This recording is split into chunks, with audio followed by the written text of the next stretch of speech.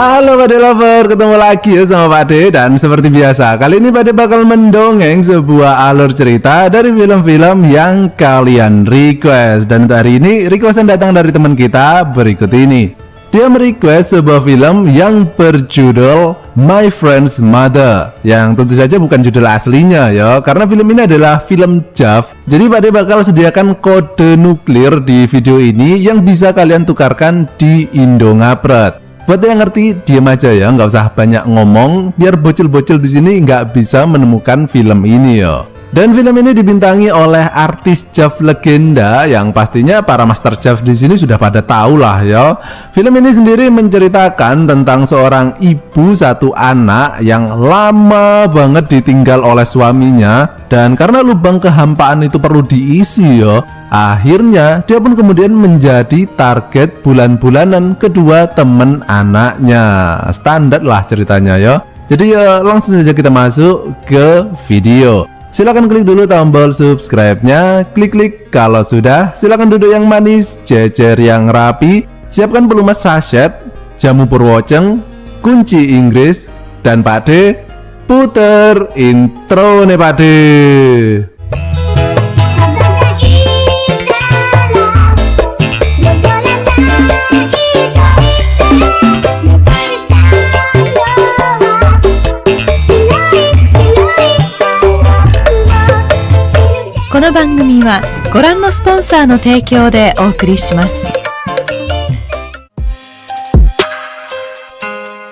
Film ini dimulai dengan dua orang yang sedang jalan santai sepulang dari warung Mbok Darmi. Dia ini bernama Kenji dan Meguri. Mereka ini adalah ibu dan anak yo, ceritanya.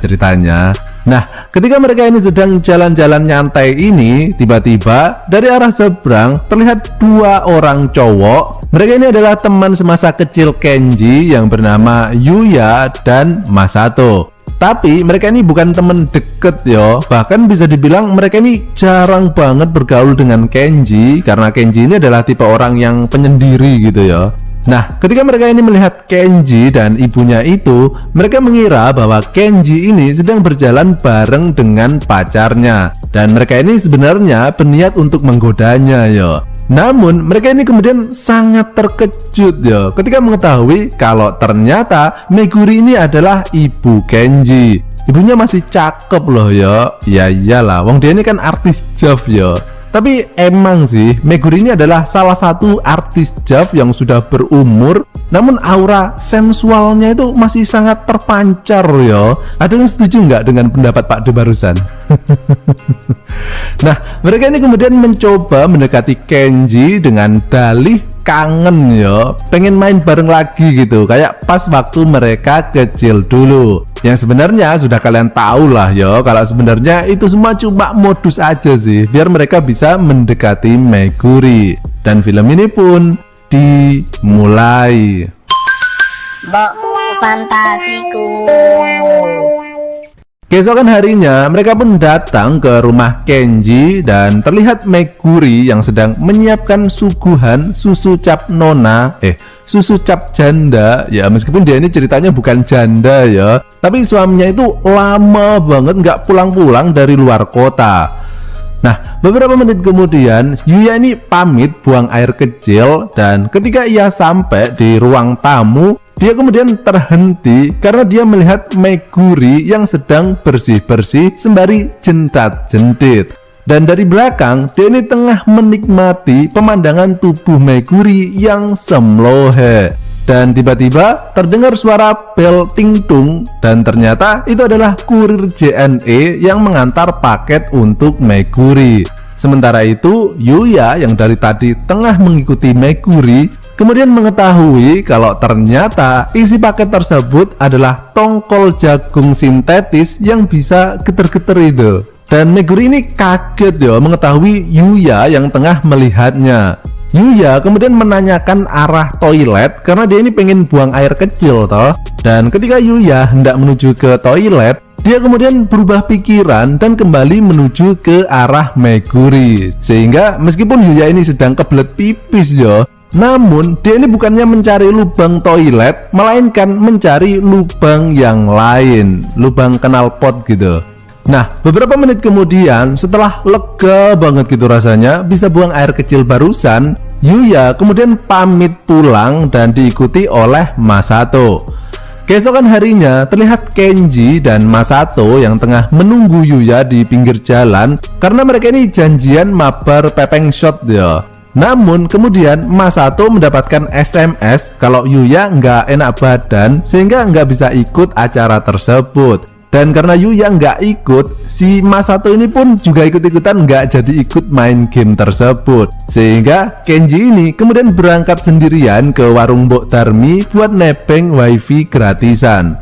Namun ternyata semua itu tadi cuma bohong semata, karena ternyata Yuya ini bukannya sakit, melainkan tengah berada di rumah Kenji untuk menemui Meguri. Karena kemarin itu dia cuma bisa menikmati servis sedotan vakum cleanernya saja toh. Sehingga sekarang ini Yuya berniat untuk menikmati bikang anget milik Meguri.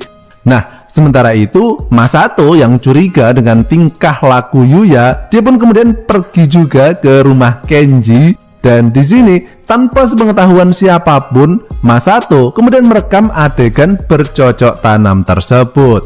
Beberapa jam kemudian setelah selesai, Yuya kemudian pamit pulang dan mengatakan besok dia bakal datang lagi untuk meminta jatah rutin. Dan ketika Yuya sudah pergi, Meguri ini kemudian terkejut ya, karena dia nggak tahu kalau di belakangnya tadi sudah ada Masato yang menunggunya. Dan Masato yang kini sudah tahu akan tindakan bejat yang mereka lakukan, kemudian menunjukkan rekaman video miliknya tadi. Dan di sini Masato kemudian mengancam kalau Meguri nggak mau video ini tersebar di dunia maya, ya meskipun cuma 19 detik sih, dia mengatakan bahwa dia juga harus mendapatkan jatah bikang yang sama dengan yang dinikmati oleh Yuya tadi. Sehingga kini Meguri ini menjadi ladang bermain bola kedua teman anaknya yo.